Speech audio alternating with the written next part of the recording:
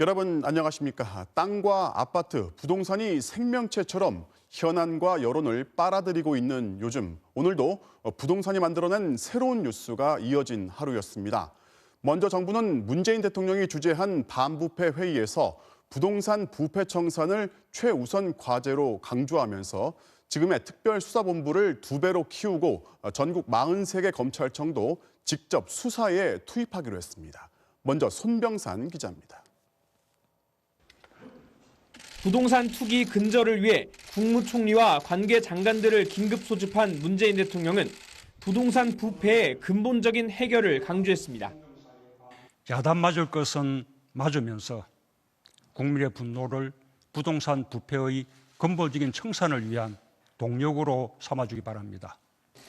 행정력과 수사력을 총동원해 지위 고하를 막론하고 공직자와 기획부동산 등의 투기를 엄정하게 처리할 것을 주문했습니다. 멈추지 말고 정치적 유불리도 따지지 말고 끝까지 파헤쳐주기 바랍니다. 정부는 바로 정부합동 특별수사본부를 1,500명으로 2배 확대하고 43개 검찰청에 부동산 투기 전담 수사팀 500명을 투입하기로 했습니다. 검찰은 법이 허용하는 범위 내에서 적극적으로 직접 수사를 할 것입니다. 문 대통령은 검찰과 경찰의 부동산 수사 경험을 서로 공유해서 강력하고 실효성 있는 신속한 수사로 부동산 부패가 용납되지 않도록 하라고 지시했습니다. 정부는 일벌백계 방안으로 투기 비리 공직자 전원 구속 수사, 법정 최고형 구형, 범죄 수익 전액 환수를 제시했습니다. 정부는 또 모든 공직자 재산 등록 의무 완화, 공직자 이해충돌 방지법 제정도 신속하게 추진하기로 했습니다. MBC 뉴스 손병산입니다. 정부는 또 금융거래를 감시하는 금융감독원처럼 부동산 거래를 촘촘하게 감시할 부동산 거래 분석원을 만들기로 했습니다. 땅 거래에 매기는 세금도 크게 올리기로 했습니다. 이어서 김민찬 기자입니다. 우리나라의 부동산 전체 자산 규모는 일경 3,300조 원. 지난해 매매 거래 규모는 543조 원에 달합니다. 정부의 1년 예산에 맞먹습니다. 하지만 이 거래를 감시하는 기구는 따로 없습니다. 작년에 국토부에 꾸려진 임시대응관 13명이 전부입니다. 정부는 투기적 거래를 감시하는 상설기구를 만들겠다고 밝혔습니다. 이미 작년 11월에 국회에 관련 법안이 제출돼 있는데 더 미룰 수 없다는 겁니다. 시장 교란 행위를 전문적으로 분석, 조사, 대응하는 부동산 거래 분석원을 신속히 출범시켜 나가겠습니다. 국회의 조속한 입법적 뒷받침을 요청드립니다. 부동산 거래 분석원은 국토부와 금융위원회, 국세청, 경찰 등 전문 인력 100명 정도로 구성됩니다. 지자체는 1,000제곱미터 이상 또는 5억 원 이상 땅 거래를 분석원에 통보해야 하고 금융기관도 일정 규모 이상의 토지담보대출을 분석원에 통보하겠습니다. 이렇게 해서 의심스러운 거래를 걸러내고 자금 출처나 탈세를 감시하겠다는 겁니다. 단기 차익을 노린 땅 거래에 대해 세금도 크게 올리기로 했습니다. 당장 내년 1월 1일부터 양도소득세가 인상됩니다. 땅을 1년 안에 팔면 기존 50%를 70%로, 1년에서 2년 사이에 팔면 기존 40%를 60%로 올리기로 했습니다. 땅도 아파트처럼 대출을 규제해 담보 인정 비율, LTV를 모든 금융권에 새로 도입하겠다고 밝혔습니다. LH 직원들처럼 농협에서 수십억 원을 대출받아 땅을 사는 걸 막겠다는 뜻입니다. 정부는 이번 사태를 촉발시킨 LH의 개혁 방안을 좀 더 다듬어 따로 발표하겠다고 밝혔습니다. MBC 뉴스 김민찬입니다. 대통령이 부동산 대책회의를 긴급하게 소집한 날 청와대에서 부동산 정책을 총괄해온 김상조 정책실장이 전격 경질됐습니다. 전세 보증금을 올려받은 시기와 금액을 두고 의혹이 제기된 지 만 하루도 안 된 속전속결이었습니다. 엄지인 기자가 보도합니다. 지난해 7월 29일 김상조 청와대 정책실장은 자신이 소유한 서울 청담동의 아파트 전세값을 9억 7천만 원으로 1억 2천만 원 올렸습니다. 인상률은 14.1%, 계약 이틀 뒤 전셋값을 5% 넘게 올릴 수 없다는 새 법이 시행됐습니다. 불법은 아니라지만 부동산 정책을 주도한 책임자로 부적절하다는 비판이 나왔습니다. 논란 하루도 안 돼 김상조 실장은 사의를 밝혔고 문 대통령은 바로 받아들였습니다. 부동산 투기 근절을 위해 총력을 기울여야 할 이 엄중한 시점에 국민들께 크나큰 실망을 드리게 된 점 죄송하기 그지없습니다. 다른 아파트에 새들어 사는 김 실장 본인도 전셋값을 올려줘야 했고 주변 시세보다 2억여 원 정도 싸게 전셋값을 받았다는 옹호론이 나오기도 했습니다. 하지만 문 대통령에게 경질 외에 다른 선택지는 없었습니다. 청와대 고위 관계자는 부동산과 관련된 상황이 굉장히 엄중하다는 점을 감안한 것이라고 했고 또 다른 관계자는 이유가 어찌됐든 구설수가 있는 상황은 안 된다는 게 대통령의 판단이라고 설명했습니다. 문 대통령이 부동산 적폐 청산을 마지막 국정과제로 삼고 긴급회의까지 소집한 상황에서 내부 문제로 동력을 잃어선 안 된다는 우려도 속전속결 교체의 배경인 걸로 전해졌습니다. 후임엔 이호승 경제수석이 내부 발탁됐습니다. 저의 능력이 부족함을 늘 느낍니다. 주어진 소임에 최선을 다하겠다는 의지로서 그 부족을 메꾸어 나가겠습니다. 정책실장 교체가 워낙 전격적이었던 만큼 후임 경제수석은 미정인 것으로 알려졌습니다. MBC 뉴스 엄지인입니다. 4.7 재보궐선거 소식으로 이어갑니다. 투표를 9일 앞두고 민주당 박영선, 국민의힘 오세훈 후보가 오늘 밤 첫 TV 토론을 벌입니다. 박영선 후보는 오늘 부동산 민심 잡기에 공을 들였고 오세훈 후보는 TV 토론 준비에 집중했습니다. 최경재 기자가 보도합니다. 민주당 박영선 후보는 5번째 대표 공약으로 중소기업 노동자에 대한 주택 공급 확대를 들고 나왔습니다. 중소기업에 5년 이상 다닌 노동자의 분양 가산점을 줘서 공공주택 물량의 5%까지 확대 배정하겠다는 겁니다. 우수한 인재가 중소기업에 장기간 근무할 수 있는 환경 조성에도 도움이 될 것입니다, 여러분. 잘 정착이 되면 10%까지 더 확대하도록 하겠습니다, 여러분. 지지 유세에 나선 민주당 의원들은 성난 부동산 민심의 자세를 낮추며 집값 안정을 위한 한 표를 호소했습니다. 정부의 정책이나 여러 가지로 불편하고 또 저희의 부족했던 점에 대해서 비판도 있습니다. 새롭게 시민의 편에 서서 바꿔나가고. 국민의힘 오세훈 후보는 유세 일정을 잡지 않고 첫 TV 토론 준비에 매진했습니다.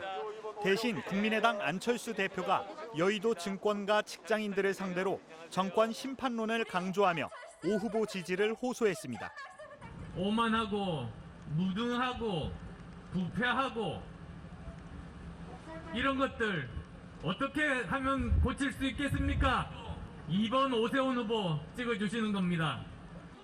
국민의힘 지도부도 부동산 정책 실패론을 부각시키며 오 후보 지원 사격에 나섰습니다.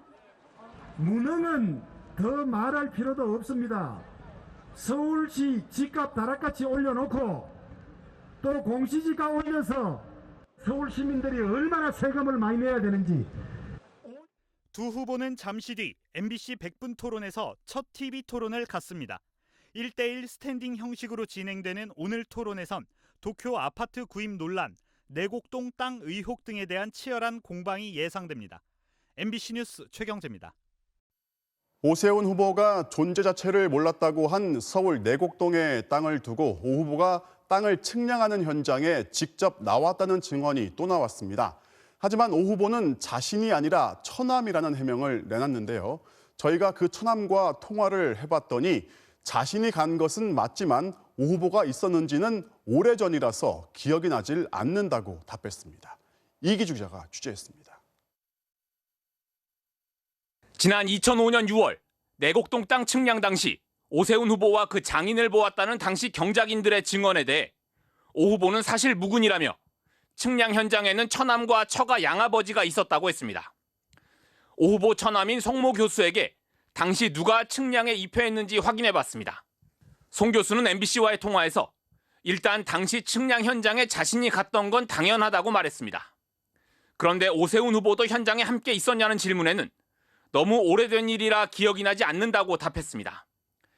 자신이 측량 현장에 갔던 건 확실하지만 오 후보가 있었는지는 기억나지 않는다는 겁니다. 측량 입회인 서명을 누가 했는지도 15년 넘게 지난 일인데 어떻게 기억하겠냐고 했습니다. 당시 내곡동 땅 경작인은 공개 증언까지 나서 오 후보와 나눈 대화까지 세세히 증언했습니다. 선거서 벗고 그러고 오세훈 씨가 맞고 저 오세훈 의원님이십니까? 그렇게 뭐냐고 그냥 기라가더라고요. 또. 그러면서 당시 측량 현장에는 오세훈 후보와 장인 외에 또 한 사람이 있었다고 말했습니다. 두 사람이 온 겁니까?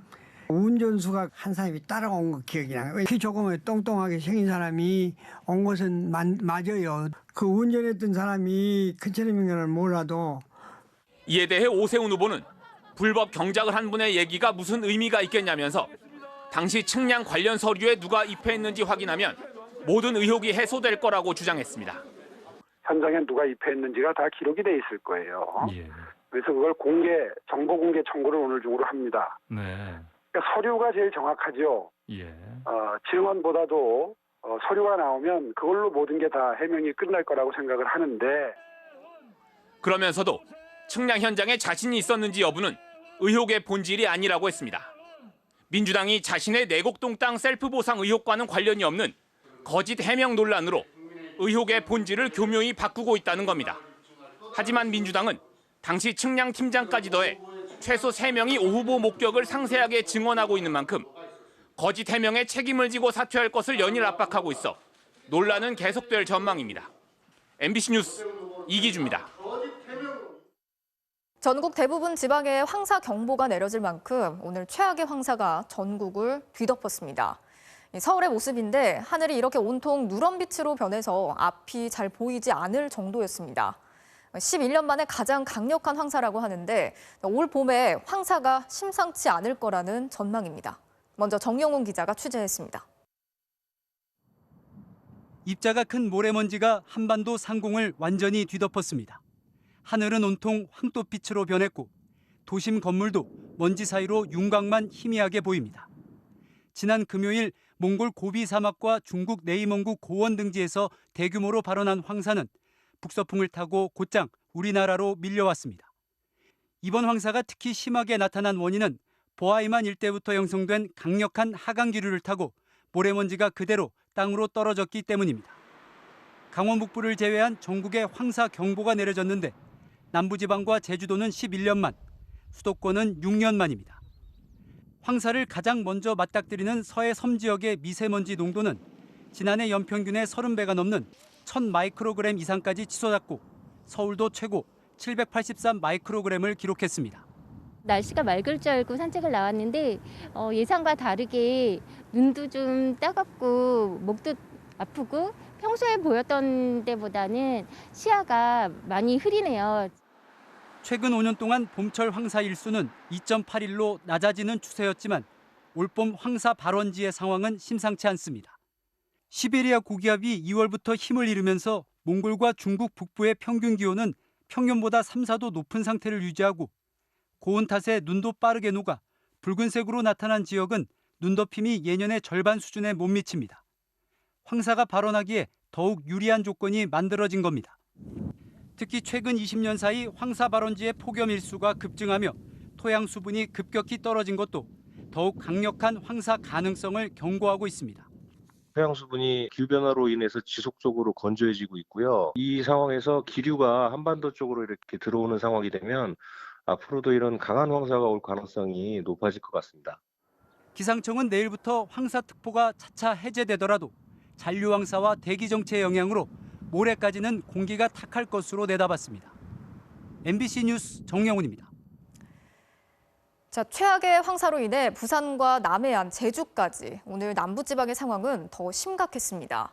자, 보시는 것처럼 부산의 초고층 빌딩과 남해 바다가 누런 먼지로 휩싸였고 제주에선 한라산이 잘 보이지 않을 정도였습니다. 이어서 현지호 기자가 취재했습니다. 부산 황령산에서 바라본 모습입니다. 평소 또렷이 보이던 광안대교의 윤곽이 흐릿하게 사라졌습니다. 해운대 초고층 빌딩도 누런 먼지에 갇혀버렸고 도심에 우뚝 서 있던 288m 높이 건물도 보일 듯 말 듯 희미합니다. 부산의 평균 미세먼지 농도는 850 마이크로그램까지 치솟았습니다. 화창했던 지난해 5월과 비교하면 차이가 확연히 드러납니다. 2010년 이후 첫 황사경보, 도로 곳곳엔 살수차가 긴급 투입됐습니다. 화사했던 벚꽃길도 황사에 운치를 잃었습니다. 꽃 보러 왔는데 황사가 너무 심해서 지금 커피만 한 잔 하고 갈까 싶어서 조금 심해가 기침이 나올 정도네요, 오늘은. 황사가 심해지면서 이곳 강변 산책로는 사람들 발길이 뚝 끊겼고 강물도 노랗게 보일 정도로 색이 변했습니다. 남해안 여수 앞바다. 푸른빛의 바다는 찾아보기 어렵고 바다를 가로지르던 거북선대교도 형체를 분간할 수 없을 정도입니다.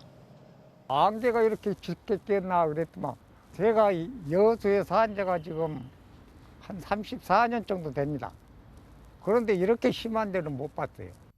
맑은 하늘이 이어지던 제주 역시 탁하게 변했습니다. 건물은 물론 한라산의 모습도 오늘만큼은 온데간데 없이 사라졌습니다. 목도 아프고 시야도 부영해서 눈도 침침하고 어쨌든 코로나랑 같이 겹쳐가지고 너무나 힘든 것 같아요. 제주시 연동의 초미세먼지는 평소의 20배 수준인 무려 1200 마이크로그램. 전남 흑산도에서는 한때 1140 마이크로그램에 달했습니다. 지난 주말 전국에 비를 뿌린 기류는 이번엔 남부 지역을 비롯한 한반도 전체에 반갑지 않은 모래먼지를 실어날랐습니다. MBC 뉴스 현주입니다. 오늘부터는 음식점에 들어갈 때 일행 전원이 QR코드를 찍어야 하고 도서관에서는 물과 음료수를 제외한 음식 섭취가 모두 금지됐습니다. 코로나19 3차 유행이 다시 확산될 조짐을 보이면서 기본 방역 수칙이 강화됐기 때문입니다. 조희영 기자가 현장에 다녀왔습니다. 점심시간 서울 마포구의 한 식당. 전자출입명부 작성을 위해 QR코드를 일일이 확인하느라 분주합니다. 이쪽에 QR코드 한 번씩 찍어주시면 됩니다. 정부 지침에 따라서 오시는 분마다 다 QR코드 확인하고 출입명부를 계속 확인해서 그렇게 지치려고 하고 있습니다. 오늘부터 식당과 카페를 비롯한 다중이용시설 33개 업종에 출입하려면 일행 모두가 출입명부를 작성해야 하고 일행 중 한 명이 대표로 작성하는 것도 금지됐습니다. 도서관 휴게실에는 의자가 사라졌습니다. 식당이 아닌 모든 구역에서 물과 음료를 제외한 음식물 섭취가 금지됐기 때문입니다. 영화관과 미용실 등 식사하러 방문하는 장소가 아닌 다중이용시설에서도 음료수 외에는 어떤 음식도 먹을 수 없었습니다. 관리를 좀 더 강화해 나가겠다는 취지에서 기본 방역 수칙 강화하는 것이 도입됐다고. 실제로 최근 코로나 상황은 기본 방역 수칙을 강화하지 않으면 다시 증가할 가능성이 높은 쪽으로 진행되고 있다는 게 방역 당국의 판단입니다. 오늘 코로나19 신규 확진자는 모두 384명으로 엿새 만에 300명대로 내려왔지만 휴일에 검사 건수가 줄어든 탓이라 전국 하루 평균 확진자 수는 3주 연속 400명대를 유지하고 있습니다. 수도권에서는 인천 물류센터와 교회, 무도학원에서 집단 감염이 속출하고 있고 부산에서는 유흥업소에서 83명이 연쇄적으로 감염됐습니다. 여기 이제 종업원이 A 업소도 가고 B 업소도 가고 그렇다 보니까 영업주라든지 종업원에 대해서는 PCR 검사를 해라. 여기에 지난주엔 변이 바이러스 국내 지역 감염 사례도 22건이나 추가로 확인돼 방역 당국을 긴장시키고 있습니다. MBC 뉴스 조희영입니다. 전 세계적으로 백신 수급의 불안정성이 커지면서 일부 백신 물량의 도착이 지연될 가능성도 제기되고 있는 상황입니다. 정부는 가능한 모든 방법을 동원해서 백신 수급에 차질이 없도록 하겠다고 강조했습니다. 김미희 기자가 취재했습니다. 11월 집단 면역을 목표로 우리 정부가 계약한 백신은 인구의 1.5배인 7,900만 명분, 상반기 내로 1,200만 명분을 도입할 계획인데 지금까지는 109만여 명분이 들어왔습니다. 그런데 모레 들어올 예정이었던 아스트라제네카 34만 5천 명분이 4월 셋째 주로 연기된 데다 물량도 21만 6천 명분으로 줄었고 또 4월과 5월에 들어올 예정이었던 70만 5천 명분도 시기가 미뤄질 가능성이 제기되고 있습니다. 2분기엔 얀센과 노바백스, 모더나 백신도 들어오지만 구체적인 도입 물량과 일정은 아직 정해지지 않았습니다. 백신을 자국에 우선 공급하려는 각국의 경쟁이 치열해지고 있기 때문입니다. 아스트라제네카 백신을 생산하는 인도와 EU는 수출 규제를 강화했고 노바백스도 원재료가 부족하다며 EU와의 공급 계약을 연기했습니다. 정부는 범정부적 역량을 모두 동원해 백신을 조기에 확보하겠다고 밝혔습니다. 백신 수급이 계속 어려워지고 있는 것은 맞는 상황입니다. 저희는 최대한 그 제약사와 협의하고 또 외교적인 그런 역량 등을 발휘해서 우선 2분기 물량 중 화이자와 아스트라제네카 백신 각각 350만 명분을 이미 확보했다고 전했습니다. 또 아스트라제네카 백신이 접종 간격이 길수록 효과가 높다는 점을 감안해 접종 간격을 10주에서 12주로 늘리는 방안을 검토하는 한편 같은 양으로도 접종자 수를 늘릴 수 있는 국산 최소 잔량 주사기로 미국 정부와 백신을 맞교환하는 협상도 진행하고 있습니다. 이런 가운데 2분기 600만 명분이 도입될 예정인 얀센 백신의 품목 허가를 위해 식약처가 첫 검증 자문단 회의를 열고 66.9%의 예방 효과를 확인했다고 밝혔습니다. 18세 이상 1회 투여 14일 후와 28일 후 효과가 확인되었고 면역 반응이 12주까지 유지되고 있어서 허가를 위한 예방 효과는 인정된다고. 한 번만 접종해도 되는 얀센 백신에 대한 최종 승인 여부는 다음 달 둘째 주 안으로 확정됩니다. MBC 뉴스 김미희입니다. 자, 이제 사흘 뒤면 75살 이상 어르신들에 대해서 화이자 백신 접종이 시작이 되는데요. 지금까지 86%의 어르신들이 백신을 맞겠다고 동의했습니다. 혹시 기저질환이 있는 어르신들은 궁금한 점들이 더 많으실 텐데요. 김아영 기자가 자세히 설명해 드리겠습니다. 화이자 백신 접종 대상인 75세 이상 고령층은 351만 명. 이 가운데 204만 명에 대한 접종 동의 여부 조사가 진행됐는데 86.1%가 동의했습니다. 노인시설 입소자나 이용자의 동의율은 93.2%로 더 높았습니다. 어르신들이 접종센터까지 직접 찾아가야 하는 만큼 지자체별로 전세버스 등을 지원하는 방안을 마련하고 있습니다. 차로 오가기 힘든 도서 지역의 어르신들은 오는 5월 65세에서 74세 대상자와 함께 화이자가 아닌 다른 백신을 동네 보건소에서 맞을 예정입니다. 방역당국은 접종을 앞둔 75세 이상 어르신들의 걱정과 궁금증에도 답했습니다. 부정맥과 신부전증 등 특정 만성질환은 백신 접종 금지에 해당하지 않습니다. 다만 접종 당일 건강 상태가 좋지 않다고 생각된다면 의사와 의논해 접종 여부를 결정할 수 있습니다. 아나필락시스 등 심각한 이상 반응은 대부분 접종 후 병원에 대기하는 동안 증상이 나타나 바로 대응할 수 있고 이상 반응이 이틀 이상 지속되면 빨리 병원에 가면 됩니다. 조기에 바로 인지가 되고 에피네프린과 같은 약물이 바로 투여가 되면 또 호흡기에 대한 보조가 잘 이루어지면 대부분은 잘 회복이 될 수 있습니다. 고혈압 환자의 경우에도 백신을 맞았다고 해서 혈압이 급상승하지 않습니다. 혈압약을 복용하고 있다면 더욱 문제될 가능성이 적습니다. 또 독감 백신을 맞았다면 최소 2주 뒤에 코로나 백신을 맞아야 합니다. 전문가들은 알레르기약을 먹고 백신을 맞으면 부작용이 없다는 한간에 떠도는 속설은 과학적인 근거가 전혀 없다고 밝혔습니다. 무엇보다 코로나가 기저질환자와 고령층에게 특히 치명적인 만큼 백신을 맞는 게 훨씬 이득이 많다며 꼭 맞을 것을 당부했습니다. MBC 뉴스 김아영입니다. 우리로 치면 국군의 날이었던 그제 미얀마 군의 날. 미얀마 군은 100명 넘는 자국민을 학살했습니다. 산채로 불태우기까지 했습니다. 그리고 그날 밤 그들은 붉은 카펫을 깔고 폭죽을 터뜨리면서 파티를 열었습니다. 신정현 기자가 보도합니다.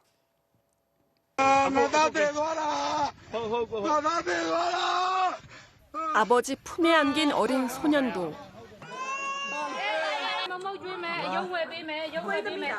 한 살배기 아기에게도 자비는 없었습니다. 과자를 팔며 내 아이를 키우던 가장은 산채로 화형을 당했습니다. 그날 밤 군부는 형형색색의 폭죽을 터뜨렸습니다.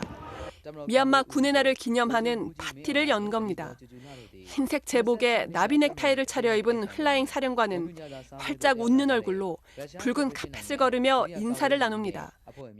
페더레이션နိုင်ငံဒုတိယကာကွယ်ရေးဝန်ကြီးနဲ့အဖွဲ့ဝင်များကောင်းစားစစ်တမ်းရုံးများမှစစ်တမ်းမှုများနဲ့တာဝန်ရှိသူများ 사태는 내전 양상으로 치닫고 있습니다. 미얀마 임시정부 측과 연합한 소수민족 반군단체인 카친 독립군은 11시간 교전 끝에 군 기지를 점령했고 군부는 남동부 카렌 민족연합의 공격에 전투기로 맞섰습니다. Burma Army launched airstrikes into the Daepuno Valley of Papun District, northern Karen State, killing at least 3 people, wounding 8, destroying a home. 충격적인 학살에 조 바이든 미국 대통령도 목소리를 높였습니다. It's terrible. It's absolutely outrageous. And based on the reporting I've gotten, an awful lot of people have been killed totally unnecessarily. 하지만 중국과 러시아는 오히려 군부의 파티에 고위 인사들을 보내 국제사회 개입이 쉽지 않아 보입니다. MBC 뉴스 신정연입니다. 생후 7개월 된 딸을 상습적으로 바닥에 던져서 뇌사 상태에 빠뜨린 혐의로 엄마가 구속됐습니다. 육아 스트레스가 학대의 이유였다고 하는데 경찰은 이 엄마한테 살인 미수 혐의를 적용했습니다. 허현호 기자입니다. 지난 12일 밤 8시 반쯤 전북 익산의 한 아동병원에 생후 7개월 된 여자 아기가 의식을 잃은 채 실려왔습니다. 부모가 데려온 이 아기는 뇌에 심각한 문제가 있는 것으로 보였습니다. 펜이나 침을 확인했는데 찌르면 울진 않더라도 최소한 이렇게 피하거나 발을 이런 액션이 있어야 되는데 전혀 움직임이 없고 거의 피가 나기 일보 직전까지 자극을 했을 때만 약간 움직이려고 하는. 정밀 진단이 필요하다는 의료진 판단에 따라 대형 병원으로 급히 이송됐지만 아이는 끝내 뇌사 판정을 받았습니다. 진단 결과 아이의 좌뇌 전체와 우뇌 전두엽 등 뇌 전체의 70% 이상이 손상된 것으로 파악됐습니다. 계속된 충격이 쌓여 뇌 손상을 일으키는 이른바 흔들린 아이 증후군이 의심됐습니다. 일주일 뒤 경찰은 20대 아이 엄마를 긴급 체포했습니다. 수사 결과 아이 엄마는 지난 7일부터 3차례에 걸쳐 아이를 맨손 등으로 때렸고 몸무게 7kg의 아기를 1m 높이에서 8차례 정도 바닥에 떨어뜨리거나 집어던진 것으로 확인됐습니다. 아시아계로 알려진 이 여성은 한국 남성과 결혼해 지난 2019년 11월 입국한 것으로 전해졌습니다. 아이 엄마는 출산 이후 남편이 출근한 동안 홀로 아이를 돌보면서 극심한 육아 스트레스에 시달렸다고 진술했습니다.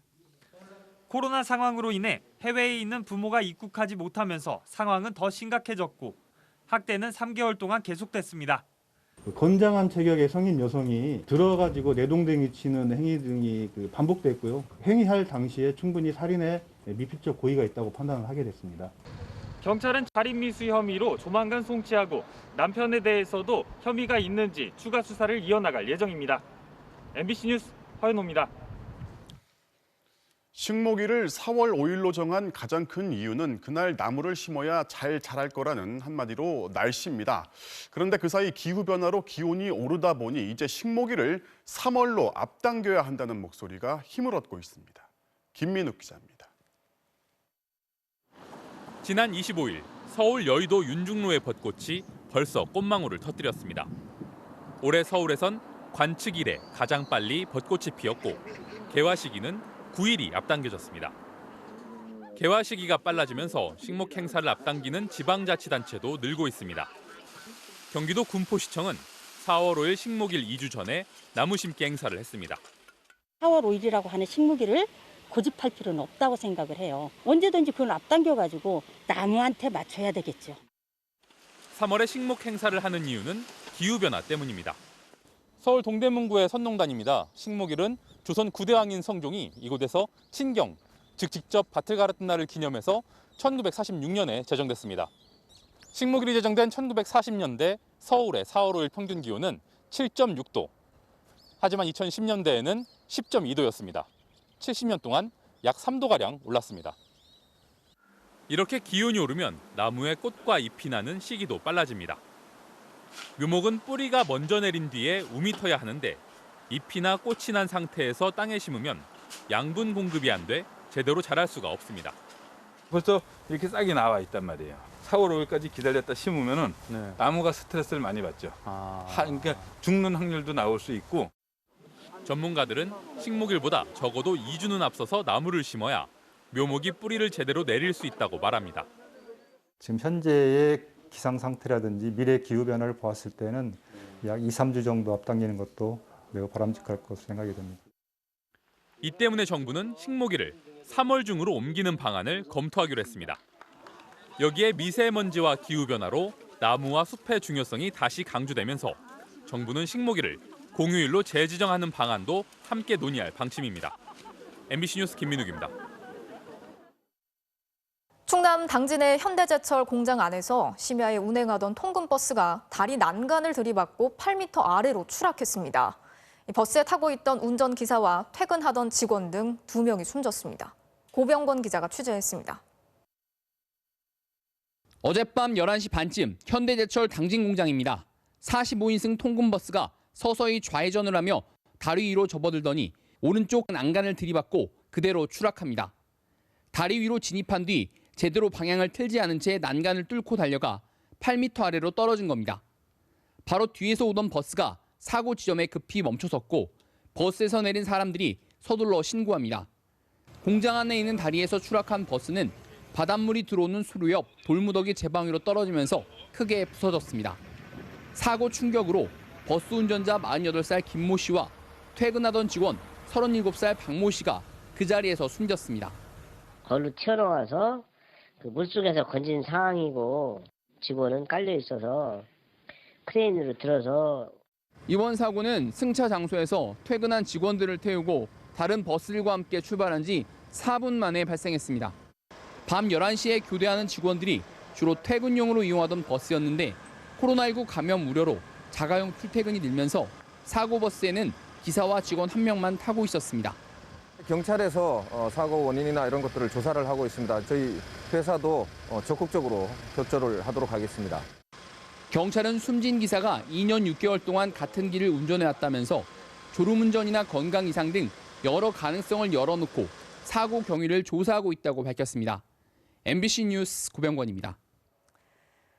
도로를 달리던 트레일러에서 대형 철판이 떨어지면서 차량을 그대로 덮치는 사고가 발생했습니다. 차량은 형태를 알아볼 수 없을 정도로 처참하게 부서졌지만 운전자는 구사일생으로 큰 화를 면했습니다. 정인곤 기자가 취재했습니다. 울산 울주군의 한 도로, 승용차 한 대가 굽은 도로로 접어드는 순간 갑자기 튕겨져 나갑니다. 반대편에서 빠른 속도로 달려오던 트레일러에서 거대한 철판이 떨어져 승용차를 덮친 겁니다. 수십 미터를 미끄러져 내려온 철판은 도로 옆 가로수는 물론 전봇대까지 두동강 냈습니다.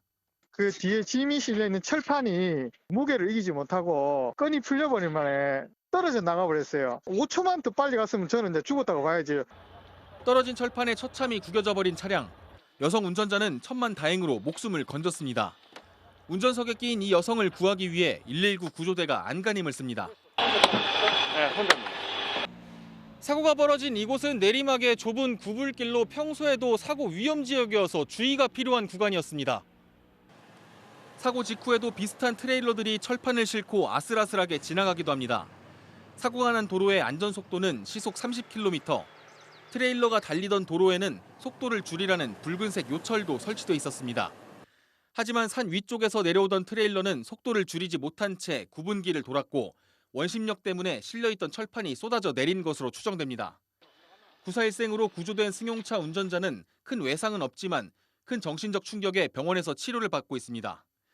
경찰은 적재물 추락 방지 의무를 지키지 않은 60대 트레일러 운전자를 곧 불러 조사하기로 했습니다. MBC 뉴스 정인곤입니다.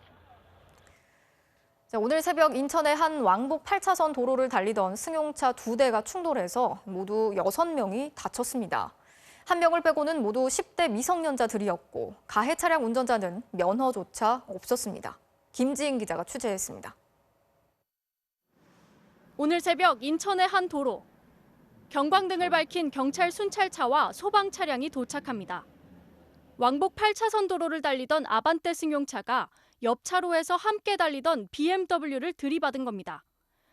자동차 파편들이 도로 곳곳에 널브러져 있고 아반떼 승용차는 완전히 뒤집혀 종잇장처럼 구겨져 있습니다. 사고 충격으로 피해 차량의 앞 범퍼가 부서졌고 양쪽 앞바퀴 모두 주저앉았습니다. 이 사고로 아반떼 차량에 타고 있던 4명과 BMW 운전자 19살 남성과 동승자 등 모두 6명이 다쳐 병원으로 옮겨졌습니다. 아반떼 차량은 뒤집어져 있었고 BMW 차량은 운행 불가인 상태였었는데 운전자들은 다 밖에 나와 있었고요. 다 출혈이 있었어요. 다. 아반떼 차량의 운전자 김모구는 18살, 동승자 3명도 모두 10대였는데 중학생도 포함됐습니다. 김 군은 가족 차를 몰래 끌고 나온 것으로 확인됐습니다. 자퇴했다고 2명 다니고 1명은 안 다니고. 경찰 조사 결과 사고가 난 두 차량 탑승자 모두 서로 알고 지내는 일행들이었습니다. 경찰은 당시 음주운전은 아니었다고 밝혔는데 빗길에 아반떼 차량이 미끄러져 사고가 난 것으로 보고 있습니다. 경찰은 김 군을 무면허 교통사고 혐의로 입건하고 난폭 운전을 했는지도 조사하고 있습니다. 지난해 20살 이하 무면허 교통사고는 모두 1,079건, 2년 만에 29% 늘었고 해마다 20명 넘게 목숨을 잃고 있습니다. MBC 뉴스 김지인입니다. 일주일째 이집트 수에즈 운하를 가로막아서 전 세계 물류를 마비시켰던 화물선의 선체 일부가 드디어 물에 떠올랐습니다. 우리 정부는 아프리카 희망봉으로 우회하는 한국 선박 3척을 보호하기 위해서 청해 부대를 급파했습니다. 보도에 김정원 기자입니다. 길이 400m의 거대한 화물선 에버기브노의 뱃머리가 마침내 물 위로 모습을 드러냈습니다. 처음 처박혔던 제방에서 완전히 멀어지진 못했지만 사고 당시와 비교해보면 배 전체가 80% 정도 제방향으로 돌아왔습니다. 굴착기를 동원해 모래땅을 퍼내고 예인선 4척으로 끌어당긴 끝에 일주일 만에 선체 일부가 물 위로 뜬 겁니다. 수에즈 운하관리청은 엔진을 가동해 오늘 안에 운하 밖 홍해 지역으로 빼낸다는 목표로 작업에 박차를 가하고 있습니다. 사고는 수습 국면이지만 하루 10조 원씩의 운송 차질로 인한 천문학적인 피해 보상 문제가 남아 있습니다. 선주는 일본 회사인데 에버기븐에 실려 있는 약 2만 개의 컨테이너에 대한 피해는 영국계 보험회사를 통해 보상이 가능하다고 밝혔습니다. 保険会社の方が会社を選定されて救助されますので、そちらの方で金額の提示が出てきたときに保険処理するか。 하지만 대기 중이거나 아프리카로 돌아간 선박들은 고의적인 사고로 드러나지 않는 이상 보상을 받기 어렵습니다. 항해과실은 기본적으로 국제협약에 의해서도 면책이 되고 있거든요. 손해배상을 청구하기에는 상당히 어려움이 있지 않을까. 우리 정부는 아프리카 희망봉으로 우회하는 한국 상선 안전을 위해 청해 부대를 급파했습니다. 현재 운하 밖에 무려 360여 척이 대기 중인데 운하관리청은 일단 물길이 트이면 운하를 24시간 가동해 나흘 안에 체증을 해결하겠다고 밝혔습니다. MBC 뉴스 김정원입니다. 한 경찰 간부 아버지가 아들의 사기 사건을 무마해줬다는 의혹을 전해드린 바 있는데 경찰청장이 철저한 조사를 다짐한 지 2달이 지났지만 결론을 내리지 못하고 있습니다. 그러는 사이 이 감찰의 책임자가 과거 갑질을 저질렀다는 의혹이 새롭게 등장하면서 본인 역시 감찰의 대상이 됐습니다. 윤상문 기자가 취재했습니다. 한 경찰 간부의 20대 아들이 가짜 명품을 팔고 또 다른 사기 사건으로 고소됐지만 모두 무혐의를 받았습니다. 피해자들은 경찰인 아버지가 사건을 무마시켰다고 주장했습니다. 어떻게 조사도 시작도 안 했는데 아버지 여기 있잖아요. 뭐 이런. 지난 2월 MBC 보도 직후 김창룡 경찰청장까지 나서 해당 간부에 대해 엄중하게 조사하겠다고 약속했습니다. 관할 경찰청인 경기 북부경찰청은 조사가 마무리 단계라고 밝히기도 했습니다. 감찰해서 거의 마무리 단계인데 아직 결과를 말씀드리기는 좀 곤란하고 정기 인사할 때가 이제 인사 조치는 할 예정입니다. 하지만 지금까지 나온 조치는 해당 경감을 직위 해제한 게 전부. 제 식구 감싸기를 위한 시간 끌기 아니냐는 지적이 나오고 있습니다. 다시금 시간을 벌면서 수면 밑으로 가라앉기를 기다리는 그런 게 아닌가. 게다가 이번 사건에 대한 감찰 책임자인 조모 총경은 이 사건에 대한 진상조사를 요구하는 내부 게시판 글을 비판했던 인물. 무슨 자격으로 상관인 경기 북부청장님을 가르치려 드느냐며 도를 넘어도 한참을 넘었다고 답글을 달아 논란을 빚었습니다. 이런 와중에 조 총경의 경찰 간부들에 대한 갑질 의혹까지 제기됐습니다. 고 백남기 농민이 물대포에 맞아 숨졌던 지난 2015년 11월 14일 대규모 집회. 전국 경찰에 가포 비상령이 발령됐는데 당시 파주 경찰서장이었던 조 총경은 테니스를 치고 있었다고 언론에 보도됐습니다. 그러자 조 총경은 제보자를 색출하겠다며 간부들에게 휴대전화 통신 기록을 제출하라고 강요했다는 겁니다. 당시 파주경찰서에 근무했던 한 간부는 MBC와의 통화에서 처음에는 확대 간부 회의에서 소리를 지르며 험악한 분위기를 만들었다.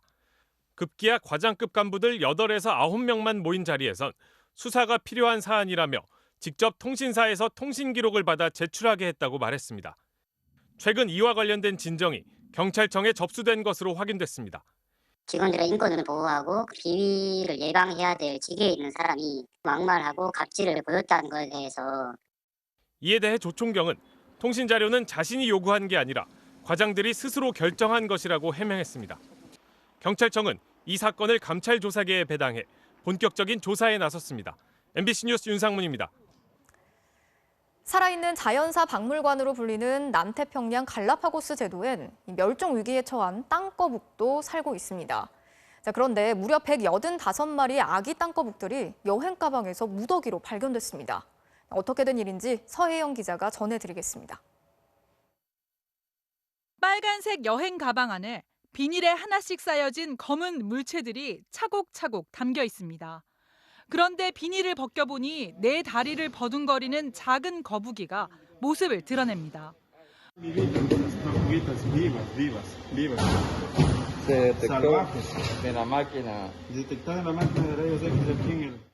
무려 185마리.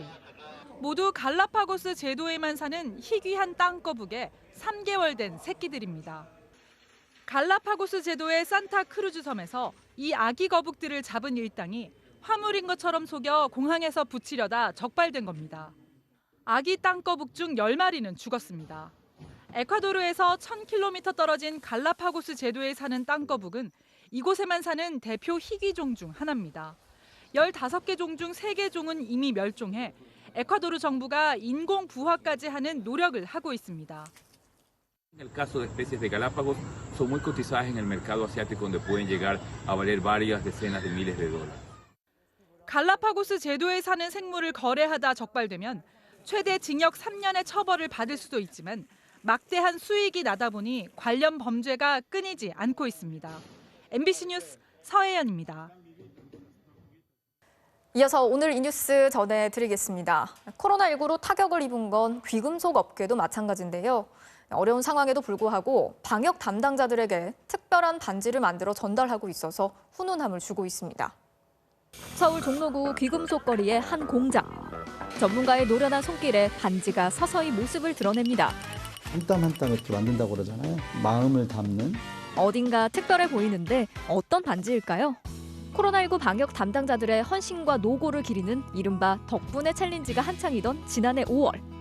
종로 주얼리 업계 종사자 모임을 이끄는 김성기 대표도 뭔가 의미 있는 일을 하고 싶었습니다.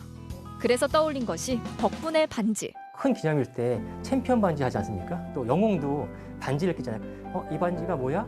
그럴 때 코로나 때 이런 반지 받았어. 소리가 남고 기억할 수 있는. 시간과 돈의 여유가 있는 상황은 아니었지만 김 대표의 제안에 주얼리 전문가 30여 명이 동참했습니다. 감당이 안 될 정도이고 금을 녹여서 월세를 내야겠구나. 그래도 조금 의료진들 방역하시는 분들 덕분에 좀 낫지 않았을까. 특별한 반지인 만큼 소재부터 디자인까지 세심하게 고려했습니다. 은을 사용해 방역 전사들의 건강을 기원하고 마스크를 형상화한 투구 형태의 반지엔 존경과 K-방역의 자부심을 새기고 방역 담당자들이 빛나는 다이아몬드라는 의미도 담았습니다. 덕분에 반지는 서울 종로구 방역봉사단 65명을 시작으로 현재까지 600여 명에게 전달됐는데요. 그중에는 시민들의 추천 사연도 있었습니다. 휴일도 반납해가며 이 모든 것을 진두지휘하신 강규원 소장님께 반지를 전달해드리고 싶습니다. 뜻밖의 선물은 큰 위로가 됐습니다. 굉장히 감동이었죠. 감사하고 자부심도 갖고 우리 아이들한테 대물림하려고 그래요. 코로나19도 옛일이 되길 바라는 마음을 담아서 덕분에 반지 기증 챌린지를 계속 이어나갈 계획입니다. 이 은이기 때문에 시간이 가면 살짝 찰나가 어두워지거든요. 이 반지가 빨리 어두워졌으면 좋겠어요. 다 지나간 과거다. 기원하는 거죠. 오늘 이 뉴스였습니다.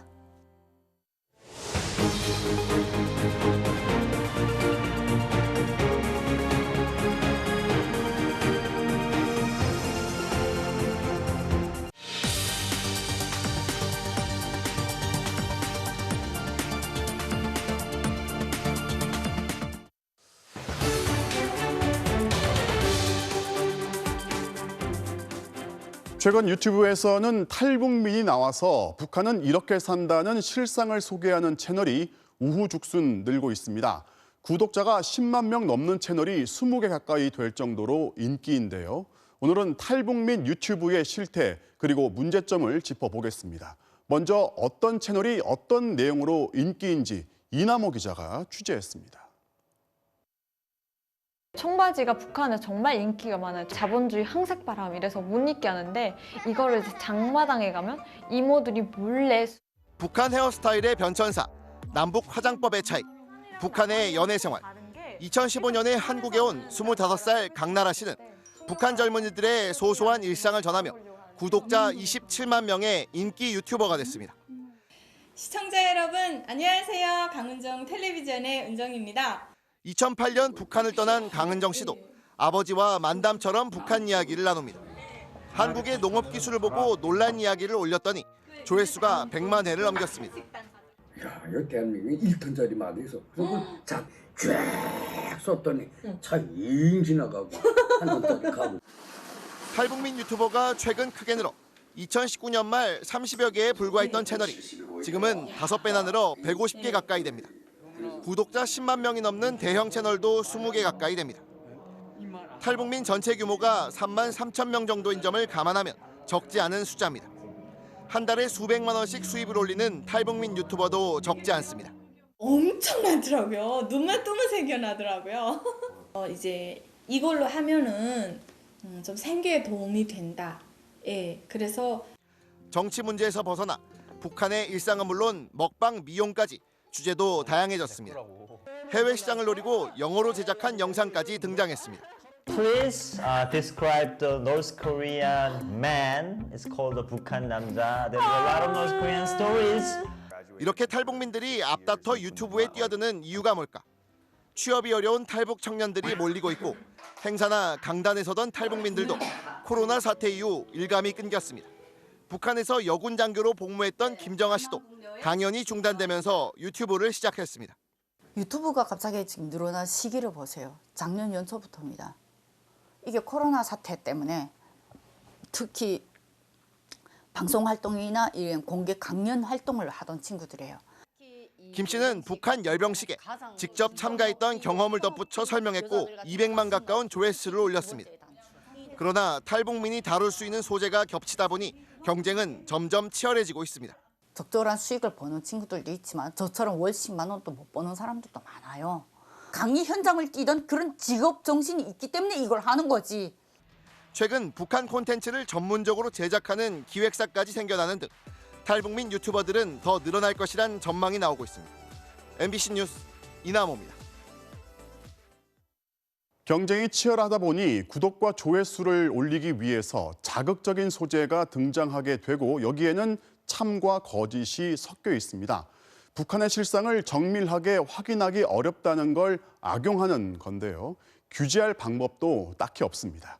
이어서 손영 기자입니다.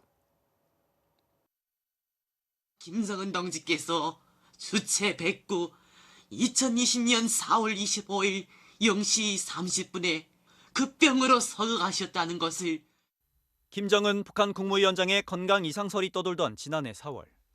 탈북민 출신의 한 교수가 김 위원장이 중풍으로 쓰러졌다고 전합니다. 제가 어제 확인한 결과에 의하면 김정은은 바로 4월 14일 새벽에 발사하는 도중에 중풍으로 쓰러져서 제 발로 혼자 일어설 수도 없고. 사흘 뒤 김 위원장의 등장으로 일단락됐지만 조회수 100만을 기록했습니다. 그는 작년엔 현송월이 김정은의 아들을 낳았다고 하더니 지난 1월엔 리설주가 쫓겨났다고도 말했습니다. 김정은에서 쫓겨난 이설주라는 부인으로서의 자격을 상실하지 않았는가 하는. 하지만 얼마 뒤 리설주가 김 위원장과 함께 있는 모습이 공개됐고 국정원은 코로나 방역으로 외부 활동을 하지 않은 것으로 보인다고 밝혔습니다. 안찬일 세계북한연구센터 소장의 채널도 김 위원장이 마약을 한다, 김여정의 남편을 밝힌다는 등 자극적인 내용들로 가득합니다. 김여정의 신랑감은 호위사령부 군인이었다고 합니다. 거기서 눈이 맞았고 자기 집을 지키는 관저의 호위사령부 병사와 결혼했다는 것입니다. 정부의 출처에 대해 물었습니다.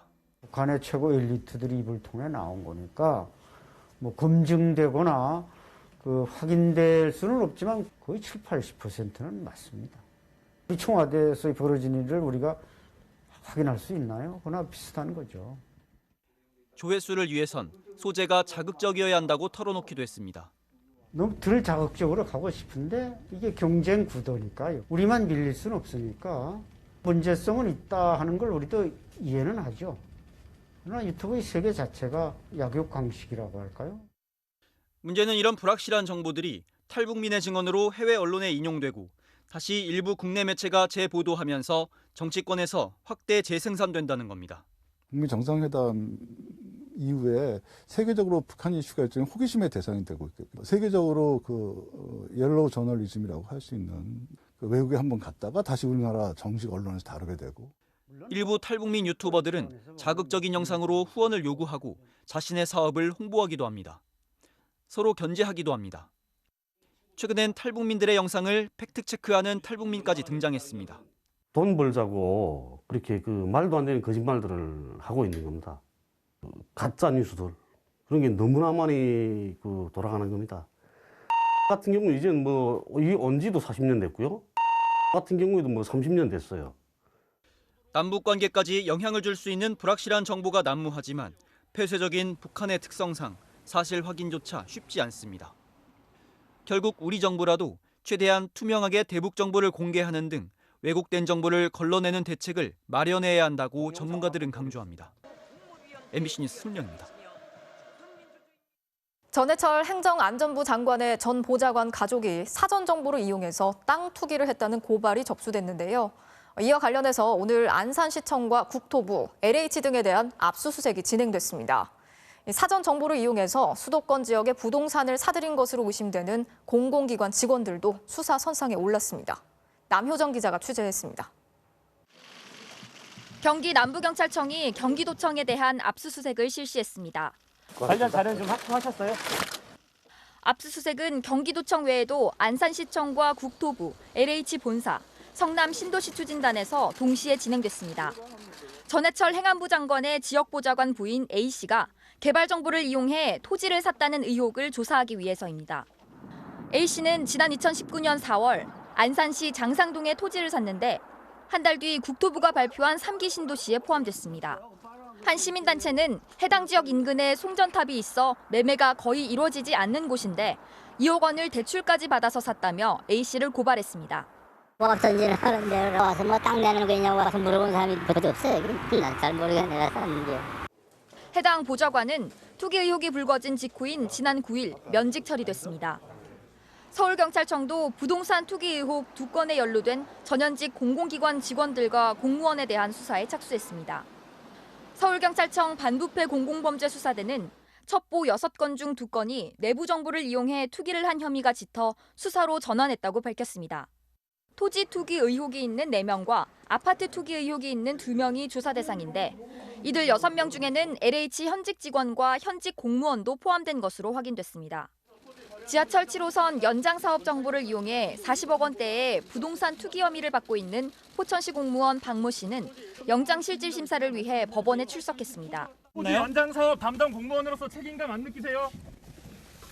박 씨는 정부합동특별수사본부의 첫 영장 신청 사례로 구속 여부는 오늘 밤 결정됩니다. MBC 뉴스 남효정입니다. 한국토지주택공사 LH 퇴직자들과 현직들 사이의 카르텔이 계속 드러나고 있습니다. 지난주 저희가 단독 보도한 설계 용역에 이어서 감리도 LH 퇴직자들이 절반 이상 따낸 사실이 드러났습니다. 말은 경쟁 입찰이지만 심사 기준을 보면 LH 퇴직자들에게 유리하게 돼 있었습니다. 이문영 기자가 취재했습니다.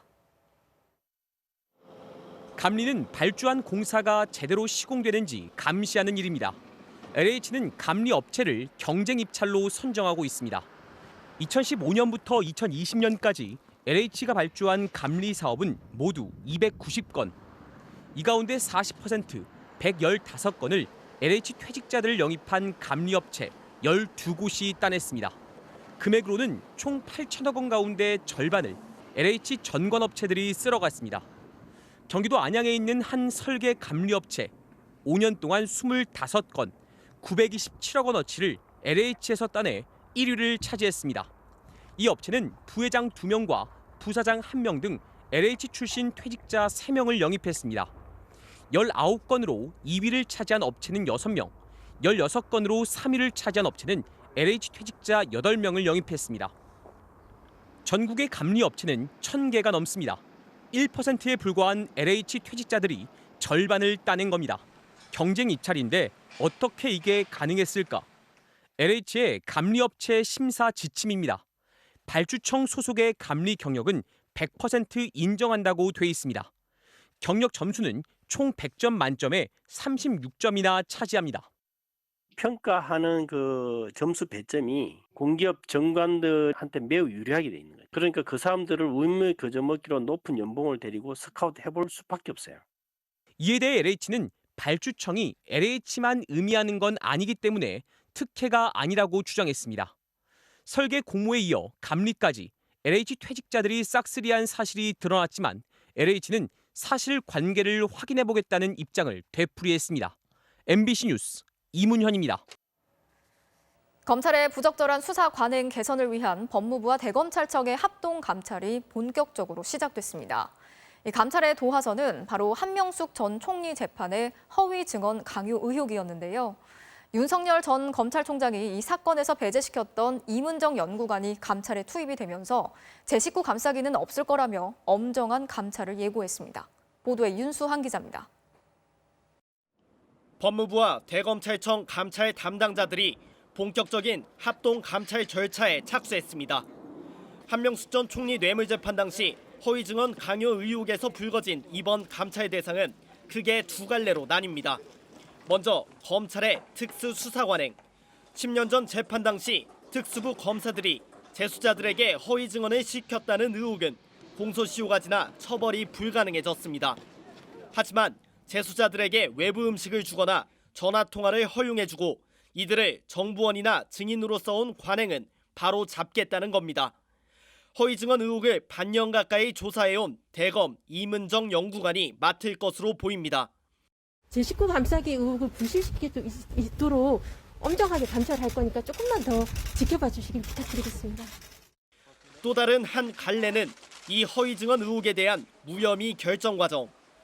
윤석열 전 검찰총장이 사건을 조사해온 이문정 연구관을 일방적으로 배제시킨 점. 또 대검 부장회의가 허위 증언 의혹 당사자인 검사를 불러내 사실상 변론 기회를 준 정황 등이 조사 대상입니다. 이 과정을 공개 비판해온 임 연구관은 공정성을 위해 이 부분 감찰엔 관여하지 않기로 한 것으로 전해졌습니다. 이문정 검사 홀로 하는 것이 아니니까 이해가 상충되는 부분이 있다면 그건 자체적으로 조정이 되지 않을까. 대검 부장회의 결정이 10여 분 만에 조선일보에 유출된 언론 플레이 관행도 감찰 대상으로 지목된 상태이다 보니 감찰 담당자들은 모두 보안각서를 쓰기로 했습니다. 법무부는 차기 검찰총장이 임명되기 전까지 이번 합동 감찰을 마무리한다는 방침입니다. 다만 허위 증언 의혹은 징계시효가 지난 데다 이미 무혐의 종결한 사건을 감찰하는 데 대해 당사자들이 협조할진 미지수입니다. MBC 뉴스 윤수환입니다.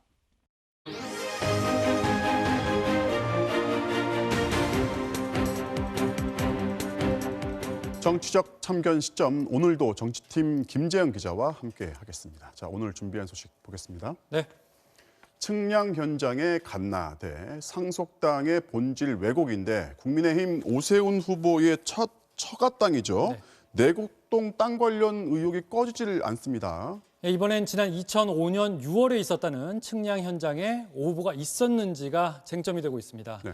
오 후보는 간 적이 없다고 했는데 현장에서 봤다는 증언이 언론을 통해 공개되면서 민주당은 또 말이 달라지고 있다며 오 후보를 몰아세웠습니다.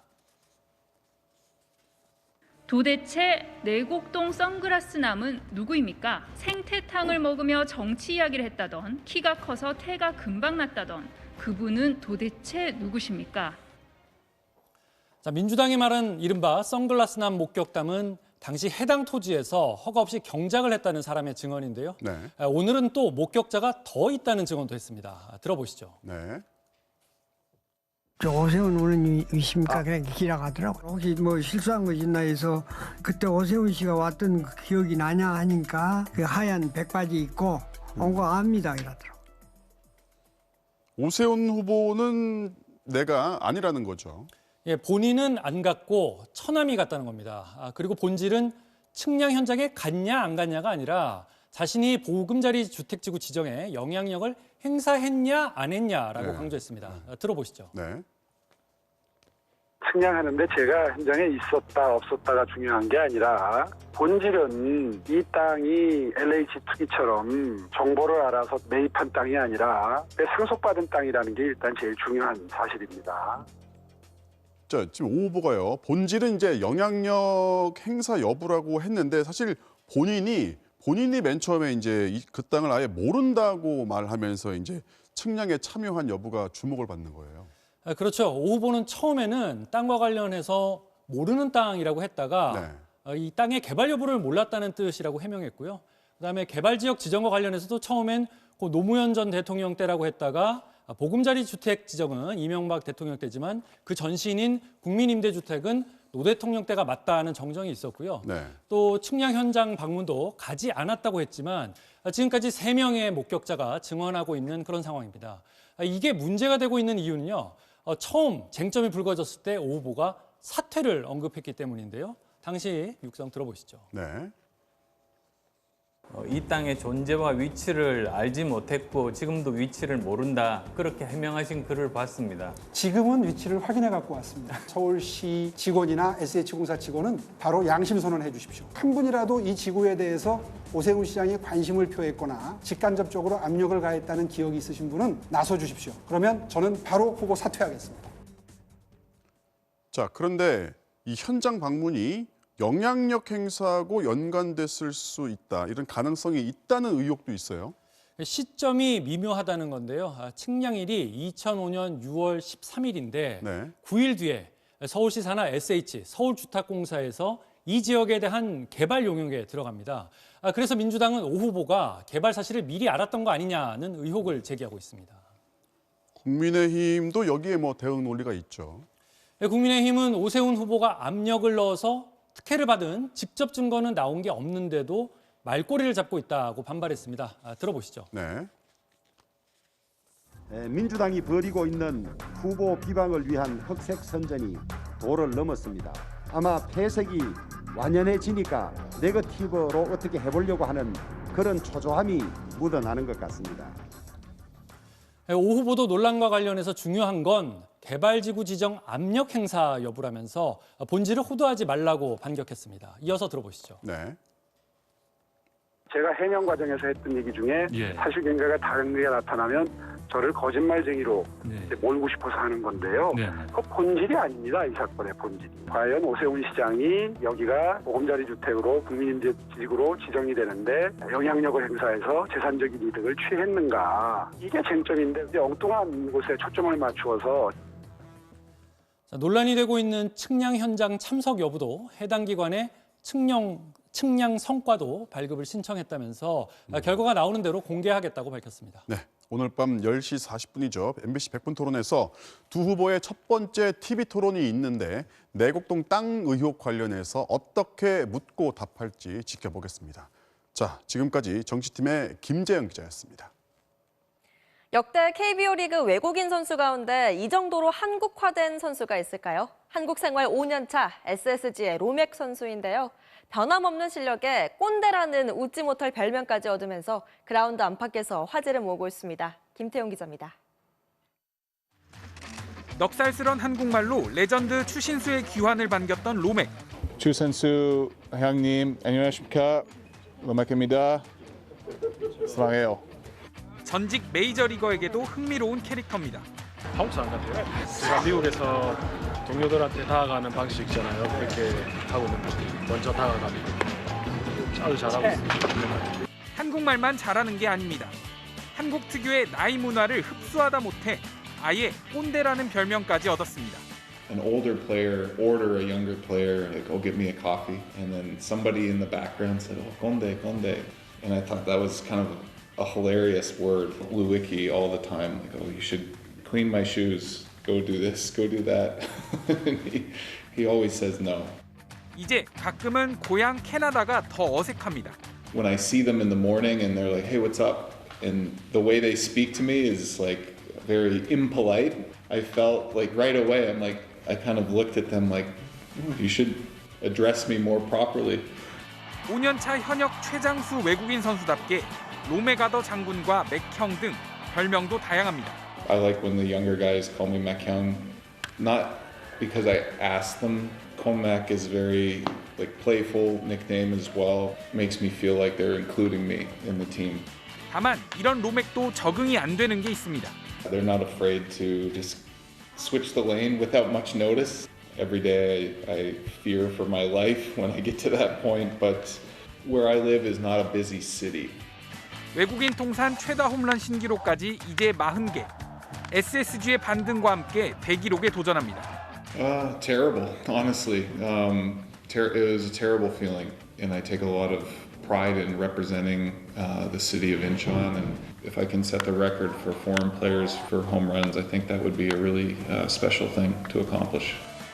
MBC 뉴스 김태훈입니다. NBA에서 나온 더블 클러치입니다. 그냥 하기도 힘든데 그걸 또 한 바퀴를 도네요. 월요일 밤 스포츠 뉴스였습니다.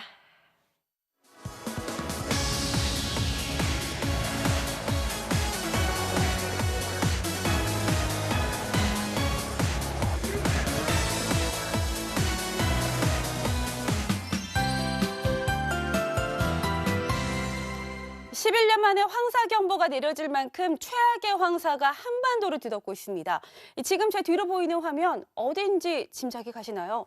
평소 같으면 이처럼 그림 같은 쪽빛 바다가 펼쳐졌을 텐데요. 마치 모래사막의 한가운데에 와 있는 것 같은 이곳. 오늘 다도해상 국립공원의 모습입니다. 지난주 후반부터 몽골 고비 사막 일대에서 폭넓게 발현한 황사가 어젯밤부터 우리나라로 유입된 건데요.